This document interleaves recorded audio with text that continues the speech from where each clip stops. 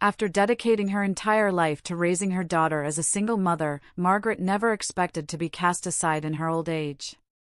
When she became ill and needed care, her daughter coldly told her, "You can rot alone in a nursing home," abandoning her without remorse. Heartbroken but resilient, Margaret moved into the home quietly, where she found solace in new friendships and rediscovered her independence. But she never forgot the betrayal. Unknown to her daughter, Margaret had built a modest fortune over the years. In a shocking twist, she rewrote her will, cutting her daughter out entirely and leaving everything to the kind-hearted nurse who treated her like family. At Margaret's funeral, when the will was read aloud, jaws dropped. Her daughter's entitled expectations were shattered, and what followed made headlines. Margaret's final act wasn't just revenge, it was justice, and it left everyone speechless. Margaret sat in her modest kitchen, the morning sunlight streaming through the faded floral curtains she'd hung 23 years ago when she first moved into this little house. At 68, her hands showed the wear of decades spent working double shifts at the hospital cafeteria, raising her daughter Jessica as a single mother after her husband walked out when Jessica was barely 3 years old. The house felt too quiet now, filled only with the gentle hum of the old refrigerator and the distant sound of her neighbor's dog barking. She traced her fingers along the worn wooden table where Jessica had done her homework every night, where they'd shared countless meals together, where Margaret had helped her daughter with college applications and celebrated her acceptance to law school. Those memories felt like they belonged to someone else now, someone who still believed that love and sacrifice would be enough to keep a family together. The phone call from yesterday still echoed in her mind. Jessica's voice had been cold, professional, detached in a way that made Margaret's chest tighten with a familiar ache. "Mom, I got your test results from Dr. Patterson. We need to talk." There had been no warmth, no concern, just the brisk efficiency Jessica had learned in her corporate law practice. Margaret had hoped, foolishly perhaps, that her daughter's success would have softened her somehow, made her more compassionate. Instead, Jessica had grown harder with each promotion, each expensive suit, each step further away from the woman who had sacrificed everything to give her those opportunities. Margaret pulled her sweater closer around her shoulders as she remembered how Jessica had delivered the news about her declining health like she was reading a quarterly report. "The doctors say you're developing early-stage dementia, Mom. Your blood pressure is dangerously high, and you had that fall last month. You can't live alone anymore." The words had hit Margaret like physical blows, not because they were untrue, but because of the way Jessica said them, without a trace of the love that had once connected them. She had raised Jessica to be strong, independent, successful. As a single mother working 2 jobs, Margaret had taught her daughter that she could achieve anything she set her mind to. She had saved every penny for Jessica's education, worn the same winter coat for 15 years, and never bought herself anything that wasn't absolutely necessary. When Jessica graduated law school, Margaret had been so proud she cried through the entire ceremony. She thought she had done everything right. Now, at 68, facing the reality of her own mortality and declining health, Margaret found herself wondering where she had gone wrong. When had her fierce, determined daughter become the stranger who looked at her with barely concealed impatience? When had love been replaced by obligation, and eventually, not even that? The house creaked around her, full of ghosts of better times. Jessica's childhood artwork still hung on the refrigerator, though it had faded over the years. Her high school diploma was framed on the mantel, right next to her law degree. Margaret had been Jessica's biggest cheerleader, her strongest supporter, her unwavering source of encouragement through every challenge and setback. She had believed, with the naive certainty of a mother's love, that such devotion would be remembered, would be valued, would be returned when she needed it most. But as Margaret sat in the growing shadows of her kitchen, she realized that she had been living in a fantasy. The daughter she had raised, the one who used to crawl into bed with her during thunderstorms and tell her she was the best mom in the world, had disappeared somewhere along the way.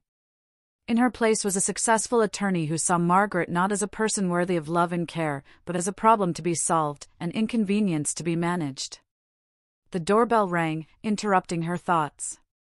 Margaret glanced at the clock and realized with a start that it was already 3 o'clock. Jessica had said she would come by to discuss the arrangements, a phrase that made Margaret feel like she was already dead, just another item on her daughter's to-do list. She smoothed her hair and walked to the door, her heart beating faster with each step, knowing that whatever came next would change everything between them forever. As she reached for the doorknob, Margaret caught her reflection in the hallway mirror and barely recognized the woman staring back at her. When had she become so small, so fragile-looking? When had the strong woman who had raised a daughter alone and worked her way up from dishwasher to cafeteria supervisor disappeared? But as the doorbell rang again, more insistently this time, Margaret straightened her shoulders and lifted her chin.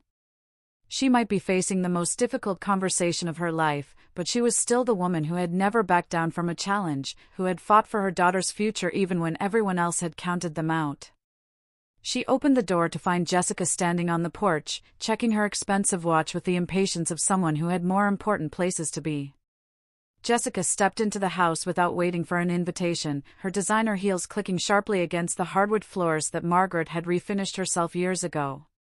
She wore a charcoal gray suit that probably cost more than Margaret's monthly Social Security check, and her dark hair was pulled back in a severe bun that made her look older than her 31 years.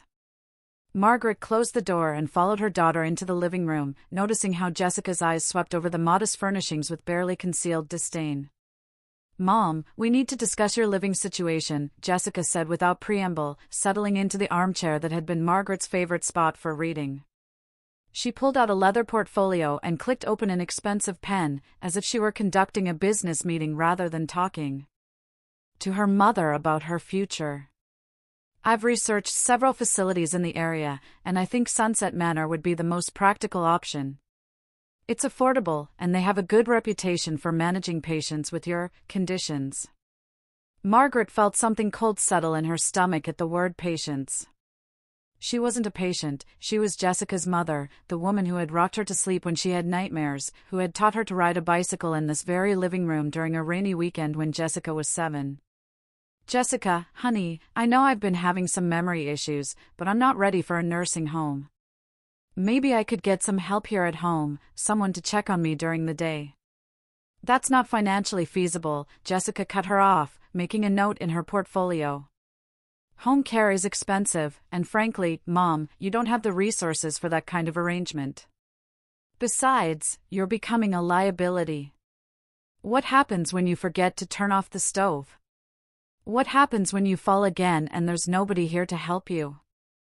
I can't be responsible for that kind of risk." The word liability hit Margaret like a slap.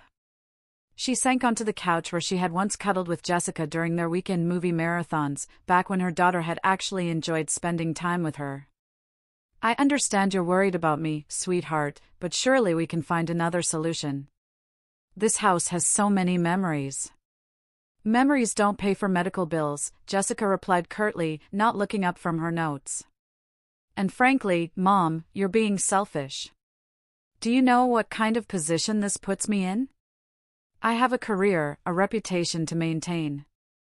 I can't be constantly worried about whether you've wandered off or hurt yourself. The nursing home is the responsible choice." Margaret stared at her daughter, searching for any trace of the compassionate little girl who used to bring her dandelions from the backyard and call them the most beautiful flowers in the world. This cold, calculating woman was a stranger wearing her daughter's face. "Jessica, I worked 3 jobs to put you through law school. I never asked you for anything except to remember that I love you. Surely that counts for something." For the first time since she'd arrived, Jessica looked directly at her mother, and Margaret was shocked by the hardness in her eyes. "Mom, you keep bringing up the past like I owe you something. You chose to have me. You chose to raise me alone after Dad left. Those were your decisions, not mine. I didn't ask for any of those sacrifices, and I shouldn't have to pay for them for the rest of my life." The words hit Margaret with such force that she actually gasped.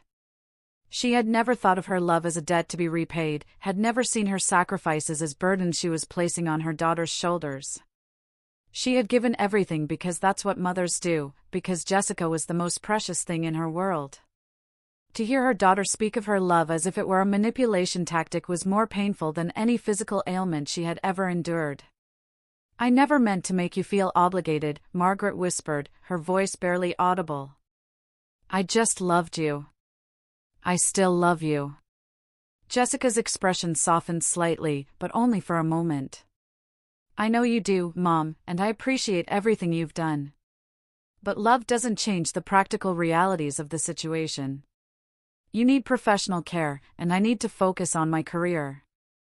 I'm up for partner this year, and I can't afford any distractions. Margaret felt tears threatening, but she forced them back. She had cried enough over the years, watching her bright, loving daughter slowly transform into this distant, ambitious woman who saw her own mother as a distraction. What about family, Jessica?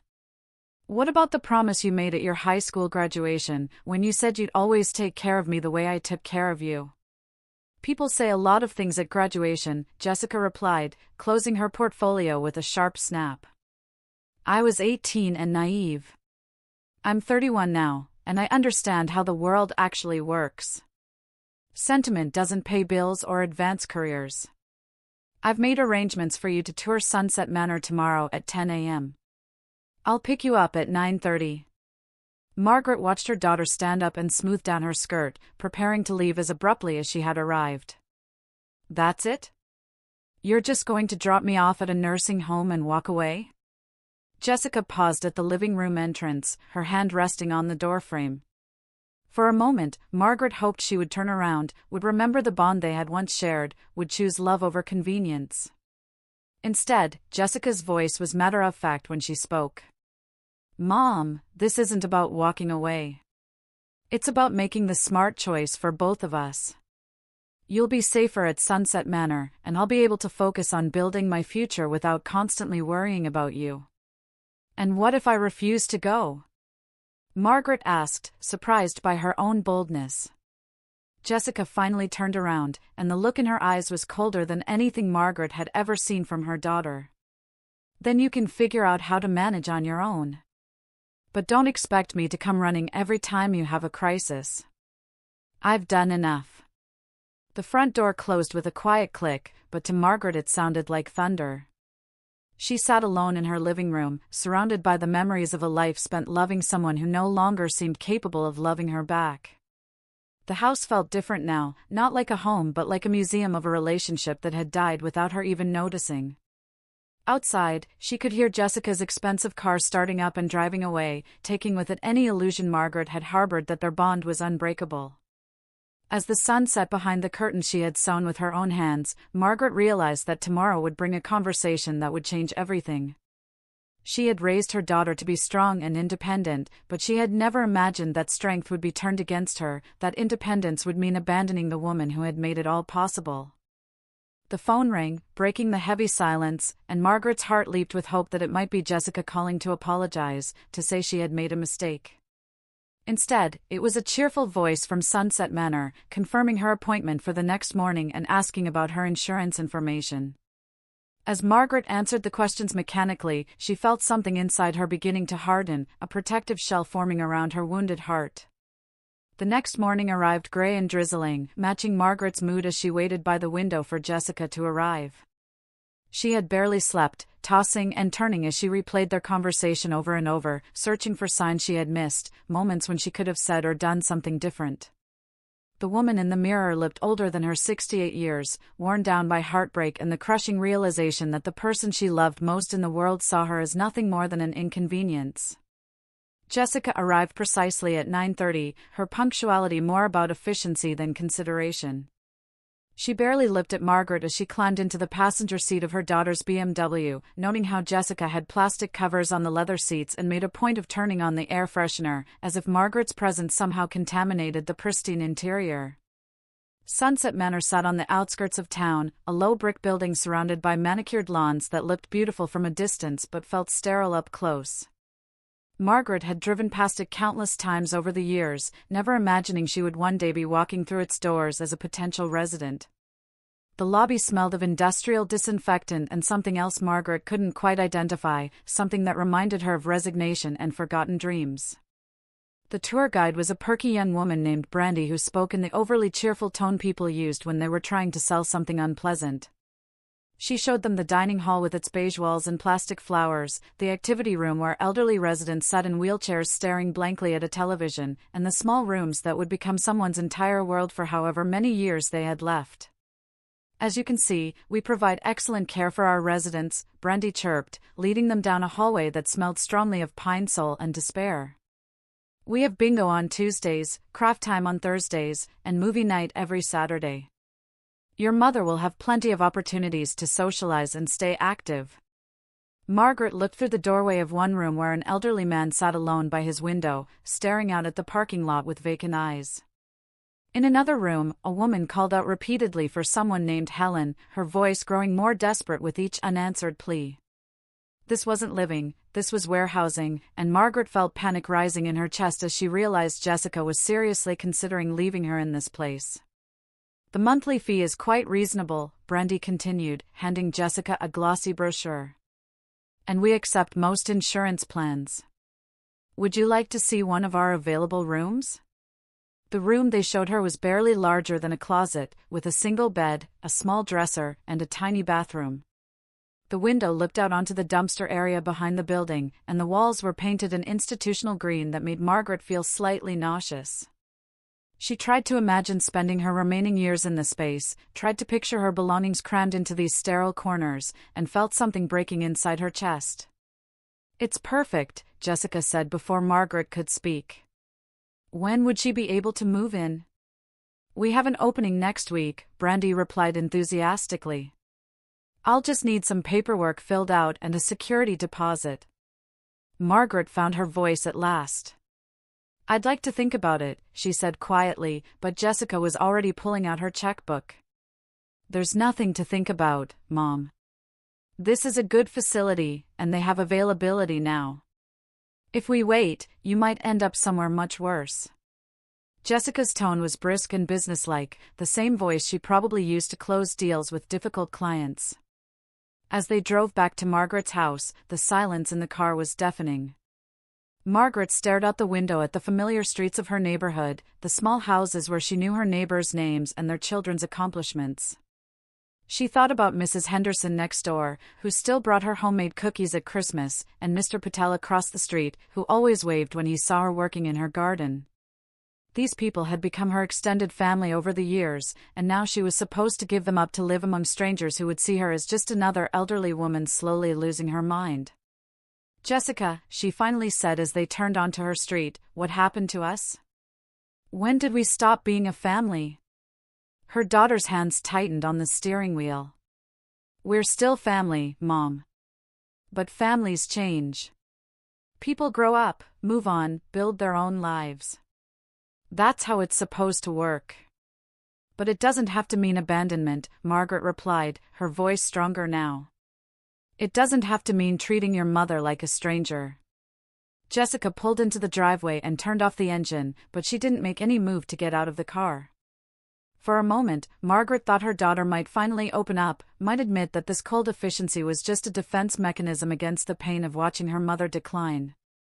Instead, Jessica turned to her with eyes that held no warmth, no recognition of the decades of love and sacrifice that had brought them to this moment.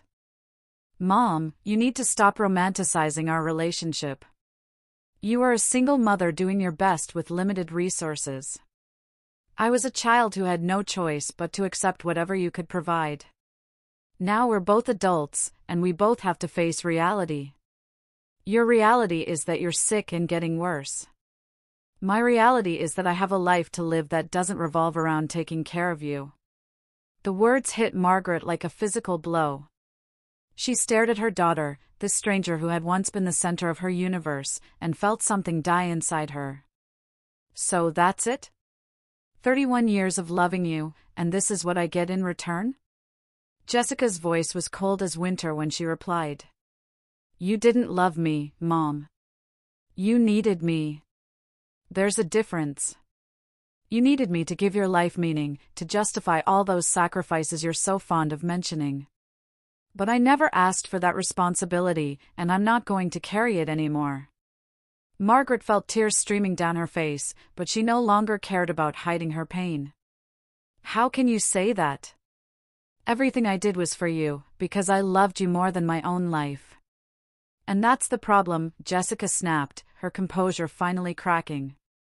Nobody should love someone more than their own life. It's not healthy, and it's not fair to put that kind of burden on a child. I spent my entire childhood feeling guilty because you gave up everything for me. Do you have any idea what that's like? Knowing that your mother has no friends, no hobbies, no identity beyond being your mother? Margaret recoiled as if she'd been slapped. She had thought her devotion was beautiful, selfless, the kind of love that would be remembered and cherished. To hear it described as a burden, as something unhealthy and destructive, was more painful than any physical ailment she had ever endured.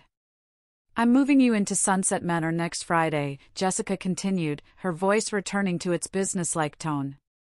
I'll arrange for movers to pack up whatever you can fit in your room there. The rest will have to be sold or donated. And if I refuse? Margaret asked, though she already knew the answer. Jessica's smile was sharp as a blade.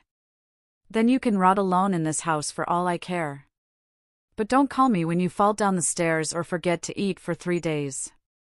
I'm done being responsible for your choices. She got out of the car and walked to the passenger door, opening it with exaggerated courtesy. I'll pick you up at 9 a.m. next Friday. Be ready. As Margaret watched her daughter drive away, she felt something fundamental shift inside her. The woman who had spent 31 years putting Jessica's needs above her own, who had sacrificed her own dreams and happiness for her daughter's success, was gone. In her place stood someone harder, someone who understood that love could be weaponized, that kindness could be seen as weakness, that even the most devoted mother could be discarded when she was no longer useful. The house felt different as she walked through the front door, not like a home filled with precious memories but like a museum of her own foolishness. Tomorrow she would call her lawyer and make some changes to her will, changes that would reflect this new understanding of what family really meant. If Jessica wanted to treat her like a stranger, then perhaps it was time to start acting like one. Margaret spent the next 3 days in a strange state of suspended animation, moving through her house like a ghost haunting her own life. She found herself picking up objects and setting them down again, unable to decide what deserved to be packed and what should be left behind.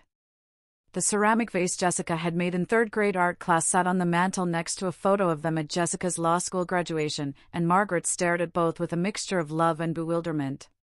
When had the little girl who had been so proud of her lopsided pottery project become the woman who could speak so coldly about letting her mother rot alone? On Thursday morning, Margaret woke with unusual clarity. The fog that had been settling over her mind in recent months seemed to have lifted, and for the first time since Jessica's devastating visit, she felt like herself again. She made coffee in her favorite mug, the one Jessica had given her for Mother's Day 15 years ago with "World's Best Mom" printed in fading letters, and sat at her kitchen table with a legal pad and pen. She had always been a list maker, a planner, someone who approached problems methodically. It was a skill she had developed out of necessity during Jessica's childhood, when every dollar had to be stretched and every decision carefully considered. Now she applied that same methodical approach to her current situation, writing down everything she could remember about her finances, her insurance, and most importantly, her will. The will had been drawn up 5 years ago when Margaret first started thinking seriously about her mortality. She had left everything to Jessica, naturally, assuming that her daughter would treasure not just the modest inheritance but the sentiment behind it. Now, as she stared at her notes, Margaret realized how naive she had been. Jessica didn't want her mother's love or her possessions, she wanted freedom from both. At 10 o'clock, Margaret called her lawyer, Harold Brennan, a kind man in his 70s who had handled her divorce papers decades ago and had helped her navigate the legal complexities of single parenthood. Harold's voice was warm when he answered, and Margaret found herself blinking back tears at the simple kindness in his greeting. "Margaret, dear, how are you holding up? I heard from Jessica about your health concerns." The fact that Jessica had contacted Harold without mentioning it to her felt like another small betrayal, but Margaret pushed down her hurt and focused on the task at hand. "Harold, I need to make some changes to my will. Can you see me today?" "Of course. Is everything all right?" Margaret looked around her kitchen, taking in the cheerful yellow walls she had painted herself, the herb garden visible through the window, the refrigerator covered with photos of a relationship that no longer existed. "Everything's changing, Harold. I need to make sure my affairs are in order." Harold's office was exactly as she remembered it, filled with law books and family photos, the kind of warm, cluttered space that felt more like a living room than a legal office. Harold himself looked older than when she had last seen him, but his eyes were still sharp and kind behind wire-rimmed glasses. "Now then, Margaret, what changes do you want to make?" Harold asked, pulling out her file. Margaret took a deep breath and told him everything. She described Jessica's coldness, her casual cruelty, the way she had spoken about love as if it were a weakness to be overcome. Harold listened without interruption, his expression growing more concerned with each detail. "I want to remove Jessica as my primary beneficiary," Margaret said finally. "I want to leave my estate to someone who actually deserves it, someone who understands the value of kindness."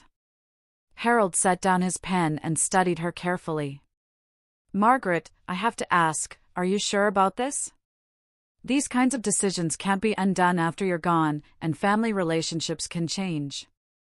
Maybe Jessica is just struggling with watching you decline. Sometimes people protect themselves by appearing colder than they really are." Margaret had wondered the same thing herself, had spent hours trying to find excuses for Jessica's behavior. But the memory of her daughter's words was too fresh, too cruel to be explained away as a defense mechanism. "She told me I could rot alone for all she cared, Harold." Those were her exact words. A daughter who truly loved her mother couldn't say something like that, no matter how scared or overwhelmed she was feeling. Harold nodded slowly. "And who would you like to designate as your new beneficiary?"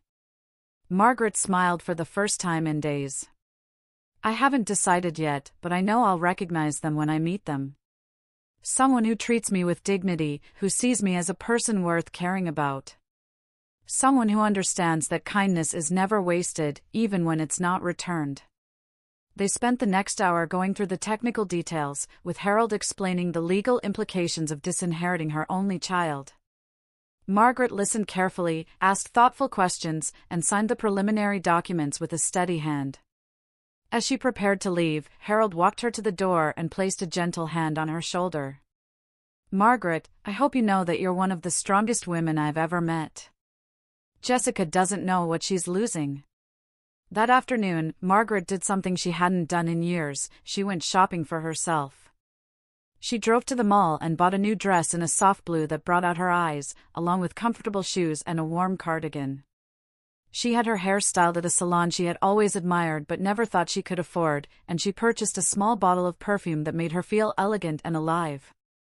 When she looked at herself in the dressing room mirror, Margaret saw not an elderly woman being shuffled off to a nursing home, but a person who still had value, who still had choices to make in life to live. Jessica's rejection had cut her deeply, but it had also freed her from the burden of trying to earn love from someone who had decided she wasn't worth loving. That evening, Margaret called Sunset Manor and spoke to the director of admissions. "I'll be moving in tomorrow as planned," she said calmly. "But I want to make it clear that I'm choosing this for myself, not because anyone is forcing me. I expect to be treated with respect and dignity." The director, a woman named Carol Phillips, seemed surprised by Margaret's assertiveness. "Of course, Mrs. Chin. We're looking forward to welcoming you to our community." As Margaret hung up the phone, she felt something she hadn't experienced in months, a sense of control over her own destiny. Jessica might have abandoned her, but Margaret was still capable of making her own decisions, of choosing her own path forward. Tomorrow would mark the beginning of a new chapter in her life, one where she wouldn't have to apologize for existing or feel guilty for needing care. She spent her last evening in the house walking through each room, saying goodbye not to the memories but to the woman she had been, the mother who had believed that unconditional love would be enough to keep her family together. That woman was gone now, replaced by someone harder but also more honest, someone who understood that respect had to be earned from both sides of any relationship. As she prepared for bed in her childhood home for the last time, Margaret felt a strange sense of peace. Jessica had meant to hurt her by threatening abandonment, but instead she had given her mother an unexpected gift, the freedom to start over, to build relationships based on mutual respect rather than obligation, and to discover who she could become when she stopped trying to be everything to someone who appreciated nothing. Tomorrow she would walk into Sunset Manor not as a discarded burden but as Margaret Chin, a woman who had survived divorce, single parenthood, and now her daughter's betrayal. She was stronger than anyone knew, including herself, and she was finally ready to prove it. Moving day arrived with brilliant sunshine that felt almost mocking given the circumstances. Margaret had packed her belongings with military precision, filling 3 suitcases with clothes, photo albums, and a few precious items that represented the best parts of her life. She had donated most of her furniture to charity and arranged for her neighbor, Mrs. Henderson, to tend to her garden until the house sold. Every decision had been made with careful consideration, and Margaret felt proud of her efficiency and grace under pressure. Jessica arrived precisely at 9 o'clock, accompanied by 2 men from a moving company who looked uncomfortable with their assignment. Margaret watched from her window as her daughter stood in the driveway checking her phone, not bothering to come to the door or help with the final preparations. It was a small detail, but it spoke volumes about how Jessica viewed this transition, not as an emotional milestone in her mother's life, but as a logistical task to be completed as quickly as possible. "Good morning, Mrs. Chin," one of the movers said kindly when Margaret opened the door. "We're here to help you with your belongings." Margaret smiled at him, noting how he addressed her with respect and made eye contact when he spoke. These strangers were treating her with more courtesy than her own daughter had shown in weeks. "Thank you so much. I have everything ready right here."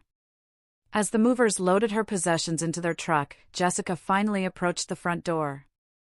She wore another expensive suit, this one in navy blue, and carried herself with the brisk confidence of someone who had more important places to be. She barely glanced at Margaret before walking through the house, making notes on her phone about what needed to be done before it could be listed for sale. "I've arranged for a cleaning service to come on Monday," Jessica announced, as if Margaret were a client rather than her mother. "The realtor thinks we can list it by the end of the week. The market's good right now, so it should sell quickly." Margaret felt a pang at the casual way Jessica said "we," as if they were partners in this decision rather than a daughter disposing of her mother's home. "What will happen to the money from the sale?"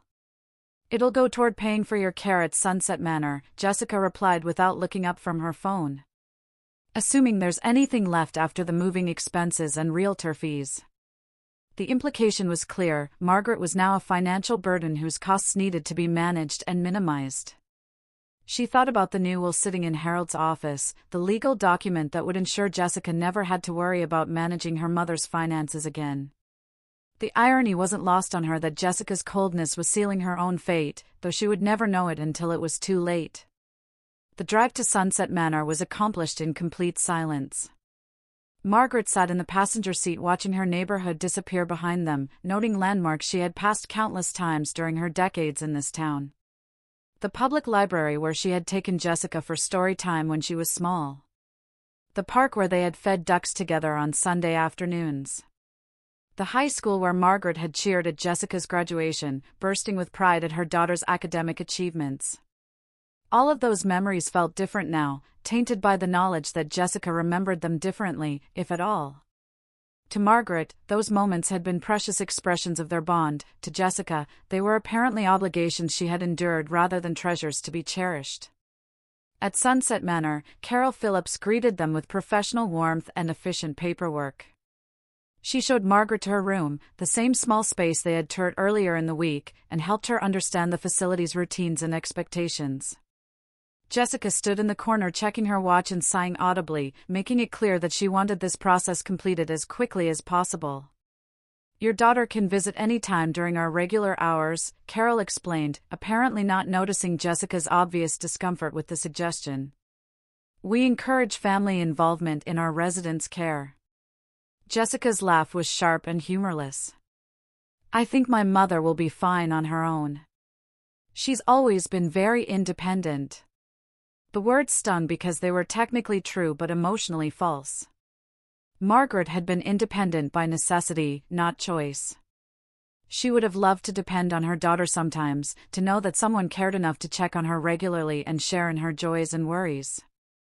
But Jessica had twisted her strength into an excuse for abandonment, her resilience into a reason for neglect. As the movers arranged Margaret's belongings in the small room, she tried to make it feel like home. She placed Jessica's childhood photos on the dresser, hung her favorite sweater in the tiny closet, and set up the small television she had splurged on years ago. But the room still felt institutional, temporary, like a way station rather than a home. "Well, I think that's everything," Jessica announced when the last box had been unpacked. "The staff here will take good care of you, Mom. This is really the best solution for everyone involved." Margaret looked at her daughter, this stranger who had once been the most important person in her world, and felt a profound sadness that had nothing to do with self-pity. Jessica had gained professional success and financial security, but somewhere along the way she had lost her capacity for genuine human connection. She had become so focused on protecting herself from vulnerability that she had forgotten how to love or be loved. "Jessica," Margaret said quietly, "I want you to know that I don't regret loving you. I don't regret any of the sacrifices I made. But I do regret that I failed to teach you the difference between strength and cruelty, between independence and abandonment." For a moment, Jessica's composure wavered and Margaret caught a glimpse of something raw and uncertain in her daughter's eyes. But it was gone in an instant, replaced by the familiar mask of cold efficiency. "Save the guilt trips, Mom. I'm doing what's best for both of us, whether you can see it or not." Jessica shouldered her expensive purse and moved toward the door. "I'll check on you when I can, but I'm very busy with work right now."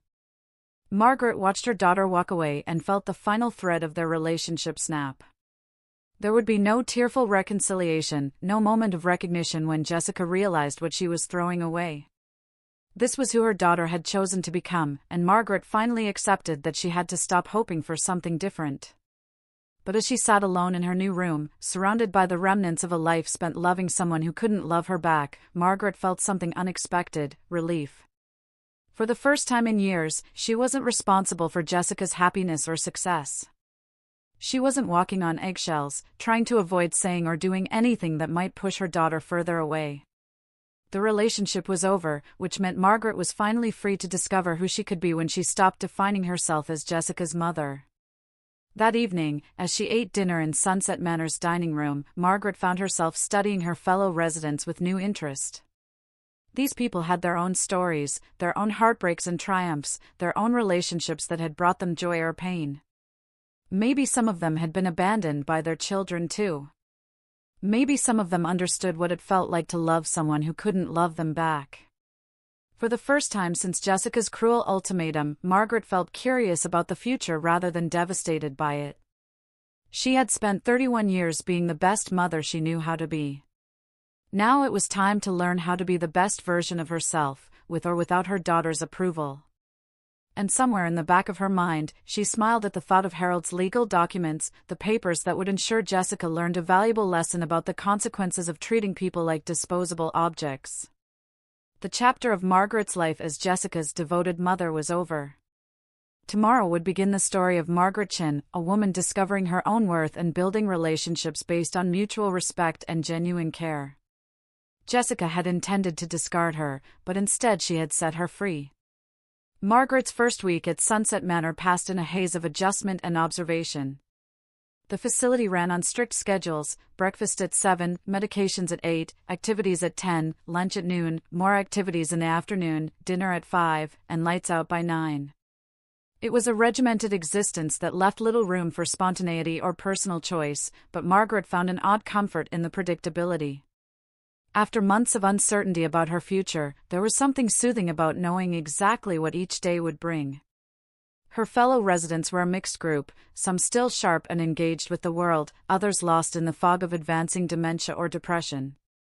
Margaret found herself drawn to the dining table where Eleanor Hartwell held court each morning, a 92-year-old former teacher who regaled anyone who would listen with stories of her travels around the world. Next to Eleanor sat Frank Morrison, a retired postal worker who had been abandoned by his 3 sons and spent his days writing letters they would never answer. The key to surviving this place, Eleanor told Margaret on her 3rd day, is to remember that you're not here to die. You're here to live differently. The food is terrible and the rules are stupid, but there are good people here if you know where to look. Margaret appreciated Eleanor's pragmatic wisdom, but she was struggling with a depression that seemed to deepen with each passing day. The reality of her situation was setting in. This small room would likely be her home until she died, Jessica would probably never visit, and the life she had built over 68 years had been reduced to 3 suitcases and a handful of photographs. She found herself sleeping more and more, using rest as an escape from the crushing weight of her loneliness.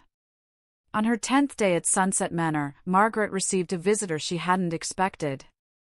Harold Brennan appeared in the lobby clutching a bouquet of grocery store flowers and looking uncomfortable in the institutional environment.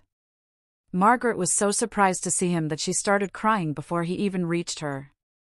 "My dear Margaret," Harold said, settling into the uncomfortable plastic chair beside her. "How are you managing?" "I don't know, Harold," Margaret admitted, accepting the tissues he offered. "Some days I think I'm adjusting well, and then something small happens and I remember that my daughter dumped me here like a broken appliance she didn't want to repair." Harold nodded sympathetically. "Have you heard from Jessica at all?" Margaret shook her head. "Not a word.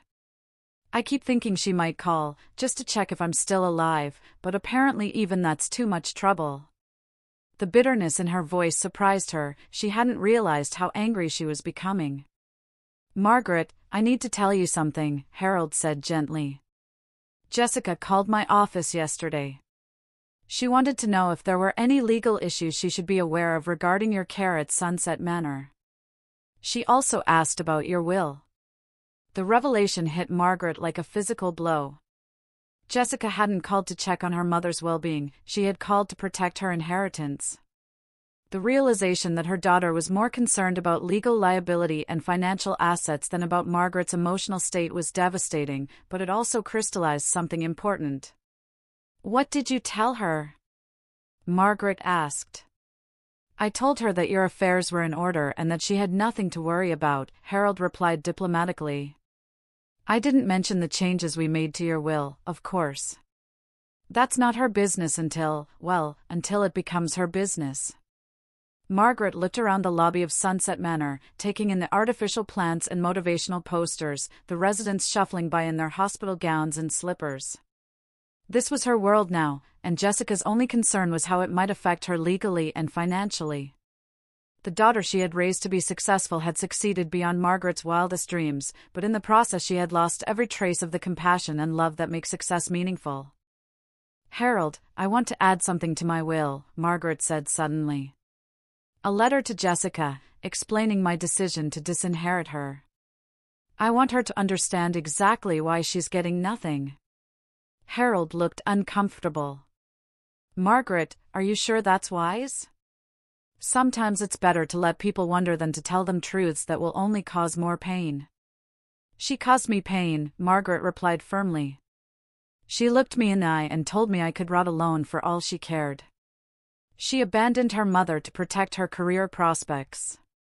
If she's going to inherit nothing, she deserves to know exactly why." That afternoon, Margaret sat in her small room and wrote the letter she had been composing in her head for weeks. She wrote about the sacrifices she had made, the love she had given freely, and the casual cruelty with which Jessica had repaid that devotion. She wrote about the difference between strength and selfishness, between independence and abandonment. Most importantly, she wrote about the new beneficiary who would receive Jessica's inheritance, someone who understood that kindness was never wasted and that treating people with dignity didn't require a blood relationship. As Margaret sealed the letter and prepared to give it to Harold, she felt a strange mix of sadness and liberation. She was finally telling Jessica the truth about how her actions had affected others, something she should have done years ago instead of always trying to protect her daughter from the consequences of her choices. That evening at dinner, Margaret noticed a new face at the staff table. A young woman in scrubs was helping serve meals, moving between tables with genuine warmth and patience. Margaret watched as she took extra time with Mr. Patterson, who had trouble holding his fork due to arthritis, and how she laughed at Mrs. Rodriguez's confused but harmless stories about her late husband. There was something different about this woman, a quality of authentic caring that stood out in an environment where most staff members were efficient but emotionally distant. "That's Sophia," Eleanor explained, following Margaret's gaze. "She's new, started last week. Word is she's working here while she finishes nursing school. Different from most of the others, isn't she?"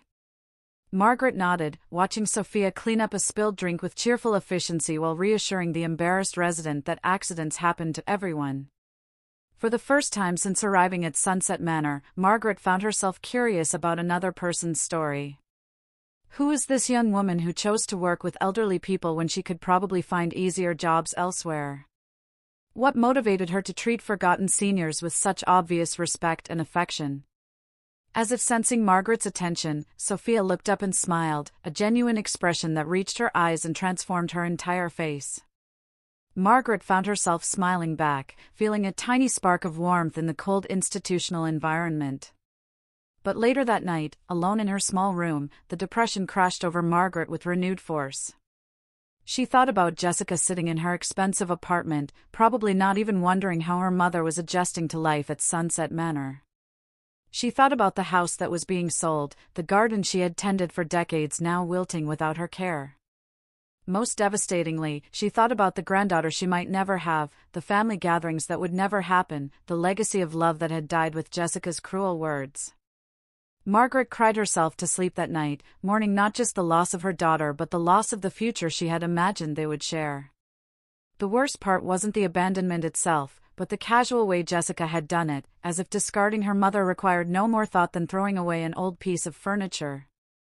Tomorrow would mark 2 weeks since she had arrived at Sunset Manor, 2 weeks since Jessica had walked away without looking back. Margaret was beginning to understand that her daughter wasn't coming back, that there would be no reconciliation or apology. Jessica had made her choice, and now Margaret would have to learn to live with the consequences of loving someone who couldn't love her in return. And abandonment. Most importantly, she wrote about the new beneficiary who would receive Jessica's inheritance, someone who understood that kindness was never wasted and that treating people with dignity didn't require a blood relationship. As Margaret sealed the letter and prepared to give it to Harold, she felt a strange mix of sadness and liberation. She was finally telling Jessica the truth about how her actions had affected others, something she should have done years ago instead of always trying to protect her daughter from the consequences of her choices. That evening at dinner, Margaret noticed a new face at the staff table. A young woman in scrubs was helping serve meals, moving between tables with genuine warmth and patience. Margaret watched as she took extra time with Mr. Patterson, who had trouble holding his fork due to arthritis, and how she laughed at Mrs. Rodriguez's confused but harmless stories about her late husband. There was something different about this woman, a quality of authentic caring that stood out in an environment where most staff members were efficient but emotionally distant. "That's Sophia," Eleanor explained, following Margaret's gaze. "She's new, started last week. Word is she's working here while she finishes nursing school. Different from most of the others, isn't she?" Margaret nodded, watching Sophia clean up a spilled drink with cheerful efficiency while reassuring the embarrassed resident that accidents happen to everyone. For the first time since arriving at Sunset Manor, Margaret found herself curious about another person's story. Who is this young woman who chose to work with elderly people when she could probably find easier jobs elsewhere? What motivated her to treat forgotten seniors with such obvious respect and affection?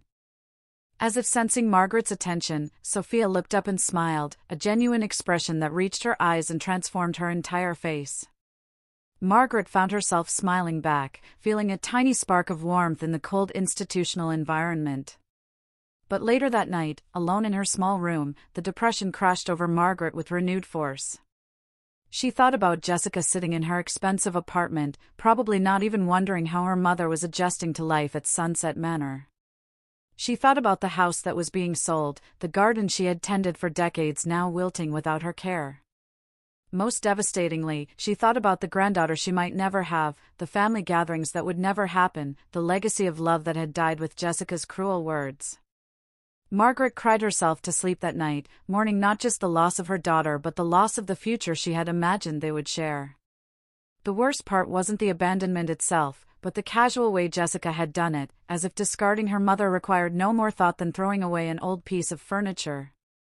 Tomorrow would mark 2 weeks since she had arrived at Sunset Manor, 2 weeks since Jessica had walked away without looking back. Margaret was beginning to understand that her daughter wasn't coming back, that there would be no reconciliation or apology. Jessica had made her choice, and now Margaret would have to learn to live with the consequences of loving someone who couldn't love her in return. 3 weeks into her stay at Sunset Manor, Margaret began to notice small changes in her daily routine that had nothing to do with the facility's rigid schedule.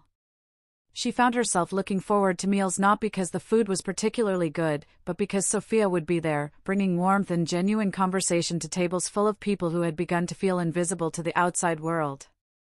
Sophia Reyes was 26 years old, working nights at Sunset Manor while completing her registered nursing degree during the day. Margaret learned these details gradually, through brief conversations during meal service and medication rounds. Unlike many of the other staff members who were kind but professionally distant, Sophia seemed genuinely interested in each resident as an individual with their own story and personality. "Mrs. Chin, you seem different from the others," Sophia said one evening as she helped Margaret with her blood pressure medication. "More aware, I guess. What brings you here?" Margaret found herself telling Sophia the abbreviated version of her story, the declining health, Jessica's coldness, the ultimatum that had led to this institutional exile. Sophia listened without judgment, her dark eyes reflecting a compassion that Margaret hadn't experienced in months. "I'm sorry," Sophia said simply when Margaret finished. "Family can be complicated, can't they? Sometimes the people who should love us most are the ones who hurt us deepest." There was something in Sophia's voice that suggested she spoke from personal experience, and Margaret felt a connection forming that had nothing to do with the caregiver-patient relationship. Here was another woman who understood disappointment, who had learned that blood relations didn't guarantee love or loyalty. Over the following weeks, Margaret began to emerge from her depression. She started attending the activities she had previously ignored, partly because Sophia often helped coordinate them and her presence made everything more bearable. Margaret found herself laughing at bingo games, participating in gentle exercise classes, and even contributing to the book club that Eleanor had started in the community room. "You're blooming," Eleanor observed one afternoon as they sat together in the courtyard, enjoying the spring sunshine. "When you first arrived, you looked like someone attending her own funeral. Now you look like you're actually living again." Margaret considered this observation carefully. She realized that for the first time in years, she wasn't spending all her emotional energy trying to earn someone's love or avoid their disappointment. At Sunset Manor, surrounded by people who accepted her without conditions or expectations, she was rediscovering parts of herself that had been buried under decades of anxious motherhood. Sophia often worked double shifts, arriving in the late afternoon and staying until early morning. During the quiet evening hours, she would sit with residents who had trouble sleeping, playing cards or just talking about their lives before they came to Sunset Manor. Margaret found herself sharing stories she hadn't thought about in years, her childhood dreams of becoming a teacher, her brief marriage to a man who couldn't handle the responsibility of fatherhood, her fierce determination to give Jessica every opportunity she had never had. "You sound like an amazing mother," Sophia said one night as they sat together in the dimly lit community room. "Your daughter is lucky to have someone who loved her so completely." Margaret felt tears threatening at the past tense Sophia had unconsciously used. "She doesn't feel lucky. She feels burdened. I think I loved her too much, made her my whole world instead of building a life of my own." Sophia was quiet for a moment, folding and refolding a hand towel as she considered her words. "My mother did something similar," she finally said. "She worked 3 jobs to support my sister and me after our father left. She gave up everything for us, never dated, never had friends, never did anything for herself. And you know what? It made me feel guilty every day of my childhood." Margaret looked up in surprise. This was the first time Sophia had shared anything personal about her own life. "I felt like I could never be happy because it would mean accepting her sacrifices," Sophia continued. "I could never fail because it would mean wasting everything she had given up. The pressure was enormous, and for a long time I resented her for it, even though I knew she meant well." "How did you work through that?" Margaret asked, hungry for insight into Jessica's perspective. "Therapy helped, and so did growing up and realizing that her choices were hers to make. I couldn't be responsible for her happiness any more than she could be responsible for mine. But the difference is that my mother eventually learned to build her own life. She went back to school, made friends, even started dating again. She stopped making me the center of her universe and became a whole person in her own right. Margaret absorbed this information carefully. Perhaps she had made Jessica the center of her universe in an unhealthy way, but that didn't excuse the cruelty with which her daughter had rejected her. There was a difference between setting healthy boundaries and abandoning someone who needed care.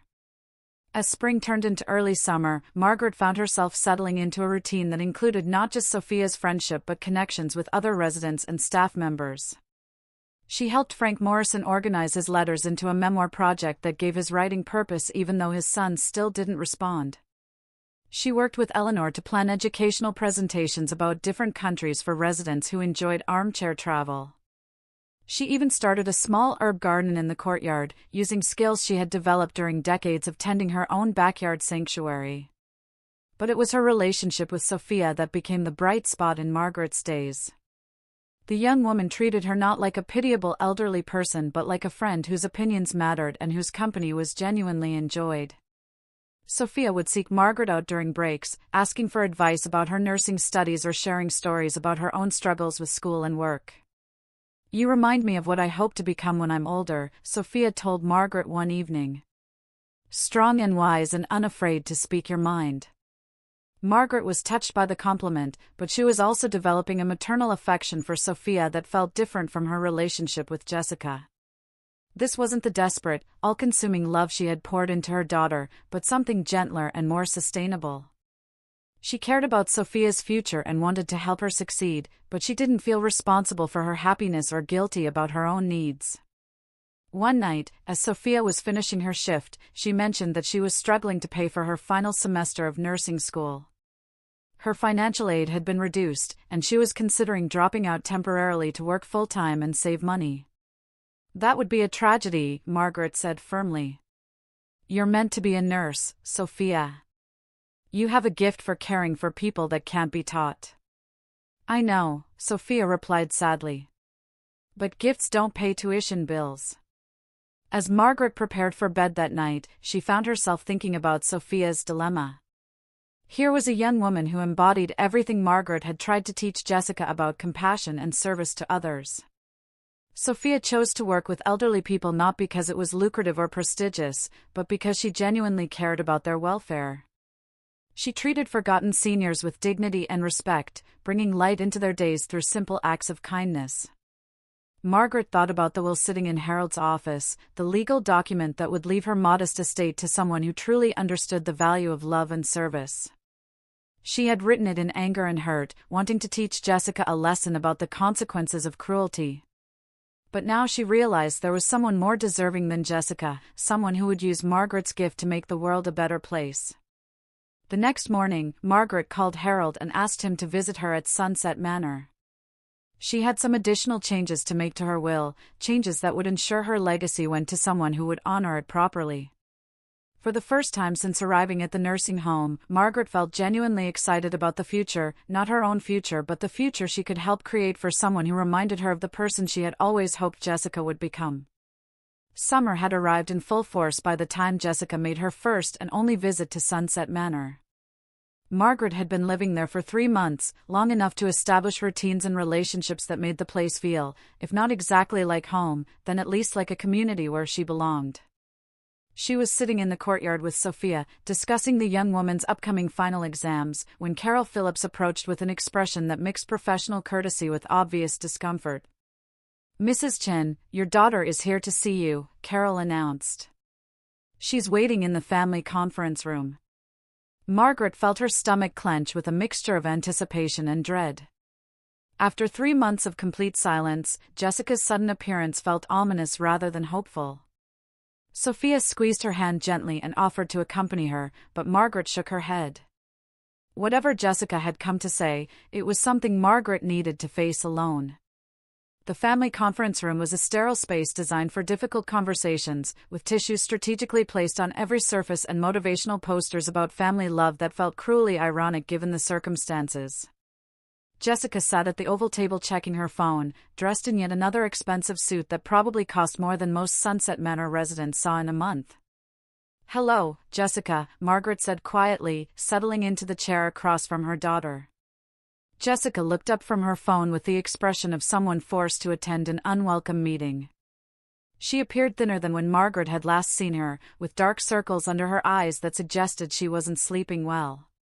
But any hope Margaret might have harbored that her daughter was suffering from guilt or regret was quickly dispelled by Jessica's first words. "We need to talk about your house," Jessica announced without preamble. The sale fell through because the buyers discovered some foundation issues. The inspection revealed significant structural problems that are going to cost at least $40,000 to repair. Margaret blinked in surprise. Of all the reasons she had imagined for Jessica's visit, real estate complications hadn't been one of them. "I wasn't aware there were any problems with the foundation." "Well, there are," Jessica replied curtly, spreading papers across the table. "The question is whether we repair them and try to sell again, or sell the house as is for significantly less money. Either way, it's going to affect how long your savings will last for your care here." The clinical way Jessica discussed Margaret's housing crisis, as if she were a financial portfolio rather than a human being with emotional attachments, was so typical that Margaret almost laughed. Even now, facing potential financial difficulties, Jessica couldn't bring herself to express concern for her mother's well-being or to acknowledge that the house represented decades of memories and hard work. "What do you recommend?" Margaret asked, curious to see how Jessica would handle this responsibility she had never wanted. "Honestly, I think you should sell as is and take whatever you can get. Putting money into repairs is throwing good money after bad, especially given your situation." Jessica's pause before the word situation made it clear she was referring to Margaret's eventual death, though she was too squeamish to say it directly. Margaret studied her daughter's face, looking for any sign of the little girl who had once brought her dandelions and called them beautiful. But that child was gone, replaced by this cold, calculating woman who saw her own mother as a financial burden to be managed as efficiently as possible. "Jessica," Margaret said slowly, "in 3 months, you haven't called once to ask how I'm doing. You haven't visited to see if I'm adjusting well or if I need anything. But the moment there's a financial complication, you show up within days. Doesn't that tell you something about your priorities?" Jessica's expression hardened. "My priorities are perfectly clear, Mom. I'm trying to ensure that your care is properly funded so you don't become even more of a financial drain. Would you prefer that I ignore practical realities and just let you run out of money?" "I would prefer that you care about me as a person rather than as a line item in your budget," Margaret replied, feeling her own anger rising. "I would prefer that you remember that I'm your mother, not just an inconvenient expense." "And there it is again," Jessica snapped, her professional composure finally cracking. "The guilt, the emotional manipulation, the constant reminder that I owe you something because you chose to have me and raise me. Do you have any idea how exhausting it is to have a mother who keeps score of every sacrifice she's ever made?" Margaret recoiled as if she'd been slapped. "I never kept score. I loved you freely, without conditions or expectations of repayment." "Bullshit," Jessica shot back, her voice rising. "Every conversation we've ever had includes some reference to what you gave up for me, how hard you worked, how much you sacrificed. You might not have sent me bills, but you sure as hell made sure I knew the cost of your love." The words hung in the air between them like poison gas, toxic and inescapable. Margaret felt tears streaming down her face, not because Jessica was being cruel, but because there was a grain of truth in her accusations that Margaret couldn't deny. She had mentioned her sacrifices, had wanted Jessica to understand and appreciate what she had given up.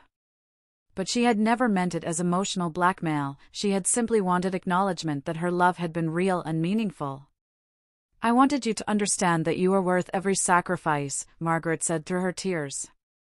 "I wanted you to know how precious you were to me." "Well, congratulations," Jessica replied coldly. "Mission accomplished. I've spent my entire adult life feeling guilty for existing, feeling like I could never be successful enough or grateful enough to justify your sacrifices. And you know what the worst part is? It never occurred to you that maybe I didn't want to be anyone's whole world. Maybe I just wanted a mother who had her own life and her own interests and could love me without making me responsible for her happiness." Margaret sat in stunned silence, absorbing this brutal assessment of their relationship. part of her wanted to defend herself, to explain that she had poured everything into Jessica because she was all Margaret had, because single motherhood was lonely and frightening and loving her daughter had been the one thing that made sense. But another part of her recognized the truth in Jessica's words, the unhealthy dynamic she had created without realizing it. "I'm sorry," Margaret whispered. "I never meant to burden you with my love." "But you did," Jessica replied, her voice softening slightly but remaining firm. "And now, even here, even after I've tried to set boundaries and build my own life, you're still trying to make me feel guilty for not being the daughter you wanted me to be." Margaret looked across the table at this stranger who had once been the center of her universe and felt the last remnants of their relationship crumble into dust. Jessica wasn't wrong about the pressure Margaret had placed on her, the way she had made her daughter carry the weight of her own unfulfilled dreams and unmet needs. But understanding Jessica's perspective didn't excuse the cruelty with which she had expressed it, the casual way she had dismissed her mother's pain. "You're right about some things," Margaret said finally. "I did make you my whole world, and that wasn't fair to either of us. But Jessica, there's a difference between setting healthy boundaries and abandoning someone who needs care. There's a difference between protecting yourself and being deliberately cruel." Jessica gathered up her papers and stood to leave. "I'm going to sell the house as is and put the proceeds into a trust fund for your care. That way you'll be taken care of financially, and I won't have to be involved in any more decisions about your life. We both get what we want." As Jessica moved toward the door, Margaret felt a strange sense of finality settle over her. This was goodbye, not just for today but forever. Jessica had made her choice, and Margaret finally accepted that nothing she could say or do would change her daughter's heart. "Jessica," Margaret called out as her daughter reached the door. "I want you to know that despite everything, despite how this has ended between us, I don't regret loving you. I only regret that I failed to teach you how to love others the way you should have been loved." Jessica paused in the doorway, her back still turned to her mother. For a moment, Margaret thought she might turn around, might finally show some emotion other than anger or impatience. Instead, Jessica's voice was flat and final when she spoke. "Goodbye, Mom. I hope you find whatever it is you're looking for here." The door closed with a soft click, and Margaret was alone in the conference room with tissues she didn't need and motivational posters that mocked her pain. But strangely, instead of devastation, she felt relief. The confrontation she had been dreading for months was over, and she had survived it. More importantly, she had finally heard Jessica's truth, painful as it was, and could stop hoping for a reconciliation that would never come. When Margaret returned to the courtyard, Sophia took one look at her face and immediately sat down beside her, offering the kind of wordless comfort that Jessica had never learned to provide. Margaret realized that she had found something at Sunset Manor that she had been searching for her entire life, relationships based on mutual respect and genuine affection rather than obligation or manipulation. The final confrontation with Jessica had ended not with reconciliation but with acceptance, and for Margaret, that was enough. The weeks following Jessica's visit brought an unexpected peace to Margaret's life. The finality of their conversation, painful as it had been, had lifted a weight she hadn't realized she was carrying. For months she had been hoping for reconciliation, holding on to the fantasy that Jessica might remember their bond and choose love over convenience. Now that hope was gone, but in its place was something more valuable, acceptance of reality and the freedom to build a life based on truth rather than wishful thinking. Margaret threw herself into the community at Sunset Manor with renewed energy. She expanded the herb garden in the courtyard, teaching other residents about the plants she had grown for decades in her own backyard. She helped Eleanor organize a series of educational presentations about different countries, drawing on the travel dreams she had never pursued while focused entirely on Jessica's needs. Most meaningfully, she became a source of support for newer residents who were struggling with the transition from independent living to institutional care. "You have a gift for helping people adjust," Carol Phillips told Margaret one afternoon as they watched her comfort a recently admitted woman who was crying over leaving her apartment. "Have you ever considered becoming a peer counselor here? We have a program where longtime residents help newcomers navigate their first few weeks." Margaret was touched by the suggestion and immediately said yes. She had spent so many years caring for Jessica that she had forgotten how fulfilling it could be to help others without the complicated dynamics of family obligation. These residents needed practical advice and emotional support, and Margaret found she had both to offer in abundance. Her friendship with Sophia continued to deepen as well. The young woman was preparing for her licensing exam, studying every free moment she could find between work shifts and class assignments. Margaret became her informal study partner, quizzing her on medical terminology and helping her practice patient interaction scenarios. In return, Sophia brought a warmth and energy to Margaret's days that reminded her of the joy she had once found in nurturing others. "I don't know what I would have done without you these past few months," Sophia told Margaret one evening as they sat together reviewing practice test questions. "You've been like a grandmother to me, the kind I always wished I had." The comment touched Margaret deeply, but it also crystallized something important about their relationship.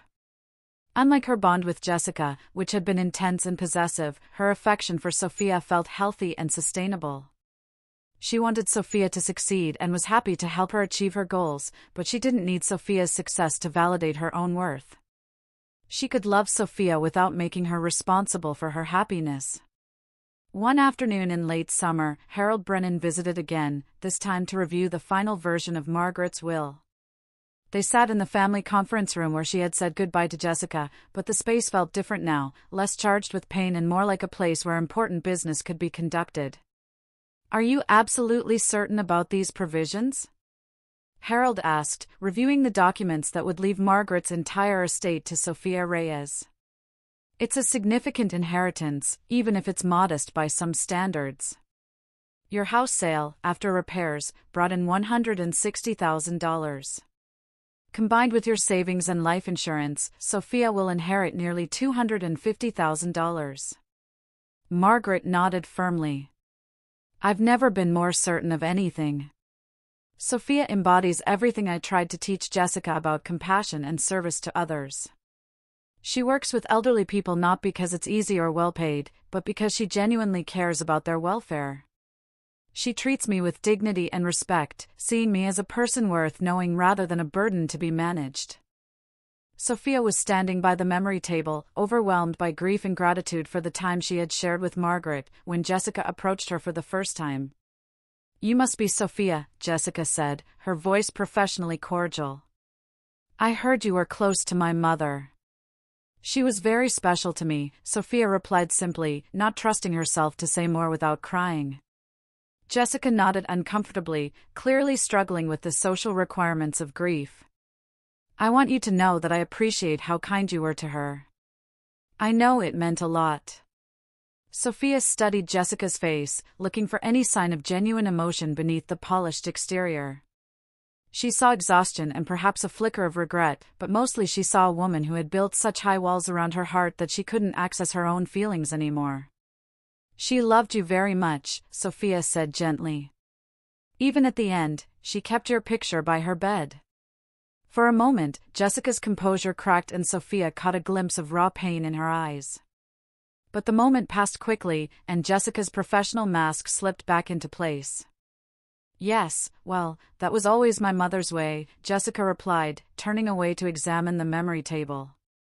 2 weeks later, Sophia received a call from Harold Brennan asking her to come to his office for a meeting regarding Margaret's estate. She assumed there might be some small personal item Margaret had wanted her to have, perhaps a piece of jewelry or one of her beloved books. She certainly never expected to find herself sitting across from a lawyer who was explaining that she had inherited nearly $250,000. "I don't understand," Sophia said, staring at the legal documents that Harold had spread across his desk. "This must be a mistake. Mrs. Chen barely knew me. We were friends, but—" "Margaret knew you very well," Harold replied kindly. "She observed you for months, watched how you treated not just her but all the residents at Sunset Manor. She saw your character, your compassion, your dedication to caring for others. She believed you deserved to be rewarded for those qualities." Sophia's hands shook as she read through the will, seeing her name in legal language that made Margaret's extraordinary gift official and binding. The inheritance would pay for the rest of her nursing school, allow her to start her career without debt, and provide a foundation for the kind of life Margaret had never been able to build for herself. "What about her daughter?" Sophia asked. Surely Jessica should inherit her mother's estate. Harold's expression grew stern. Margaret was very clear about her decision to disinherit Jessica. She felt that Jessica had forfeited any claim to her mother's love and support through her actions and attitude. Margaret wanted her legacy to go to someone who would honor it properly. As the reality of Margaret's gift sank in, Sophia began to cry, overwhelmed by the magnitude of trust and affection represented by this inheritance. Margaret had given her not just money but validation, recognition, and the means to pursue her dreams without the financial stress that had been weighing her down for years. Harold handed her a sealed envelope. "Margaret asked me to give this to you after her death." Sophia opened the letter with trembling fingers and read Margaret's words through her tears.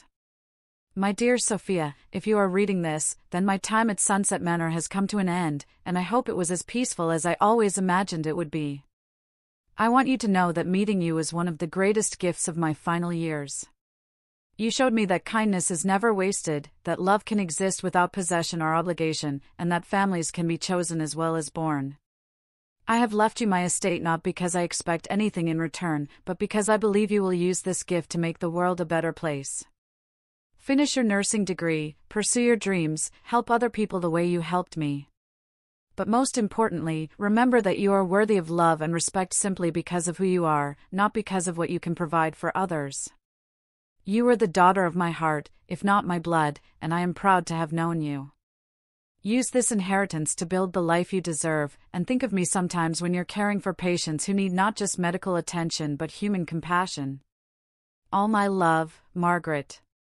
3 months later, Sophia graduated from nursing school at the top of her class, with no student debt and a clear vision of her future in geriatric care. She used part of Margaret's inheritance to establish a small scholarship fund for nursing students interested in working with elderly patients, ensuring that Margaret's legacy of compassion would continue beyond her own life. Jessica never learned the details of her mother's will, though she eventually discovered that the estate had not passed to her as expected. By then, she was a partner at her law firm, successful and wealthy in her own right, but she sometimes found herself wondering what her mother had been thinking in those final months. She never connected Sophia to the inheritance, never understood that her mother had found a daughter who could love without conditions and be loved without guilt. Margaret's grave in the small cemetery outside town became a place Sophia visited regularly, bringing flowers from the herb garden she had started in her own apartment and sharing updates about her patients and her growing career. She would tell Margaret about the elderly residents she cared for with extra tenderness, the families she helped navigate difficult transitions, and the way she tried to honor the lessons Margaret had taught her about seeing dignity in every person. The story made its way through the community in whispers and knowing looks, the tale of a mother who had been abandoned by her own daughter but found love with someone who understood the true value of kindness. It became a legend of sorts, a reminder that family is defined by care and commitment rather than blood, and that love freely given is never truly wasted, even when it seems to fall on barren ground. In the end, Margaret's greatest victory wasn't the revenge she had taken against Jessica's cruelty, but the love she had discovered and nurtured with Sophia. She had learned that it was possible to be a mother without being possessive, to love without keeping score, and to leave a legacy that would outlive her own life. Her final act wasn't just justice, it was grace, the ultimate expression of a heart that had learned to love properly at last. Jessica continued her successful career, but she never quite escaped the feeling that she had lost something precious, something she couldn't name but would never be able to replace. And Sophia continued caring for elderly patients with extraordinary compassion, carrying forward Margaret's belief that every person deserves to be seen, valued, and loved, especially in their most vulnerable moments. The inheritance changed Sophia's life, but Margaret's love had already transformed her heart, and that was the gift that truly mattered, the one that would keep giving long after the money was spent and the legal documents were forgotten. In choosing Sophia over Jessica, Margaret had proven that love earned through kindness and respect was infinitely more valuable than love claimed through genetics and obligation. Margaret Chin had spent her life learning how to love properly, and in the end, she had succeeded beyond her wildest dreams.